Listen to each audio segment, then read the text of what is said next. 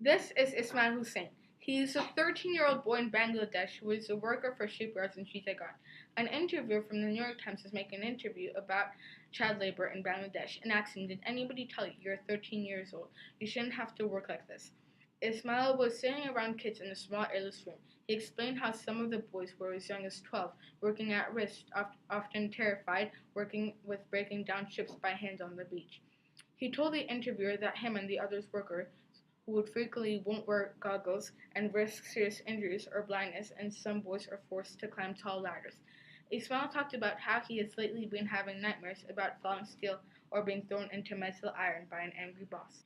This is Nora. She worked in the shirtwaist factory for over 7 years. She started working here because her family was poor and she needed money for food, water, and daily living. She is now 14 years old. She was talking about how the owners of the factory locked up the exits and entrances so nobody could escape or come in. She talked about how she didn't want to work in these conditions. Bangladesh and the Triangular Shirtwaist Factory are both similar cases. Bangladesh has been known to serve child labor, and the Triangular Shirtwaist Factory was known for being a true sweatshop and having young workers working 12 hours every day. People have tried to stop these problems with it and tried to stop child labor. It was also very difficult for workers in the Triangular Shirtwaist Factory since the workers weren't fluent in English. As for the children in Bangladesh, some could read, write, or speak.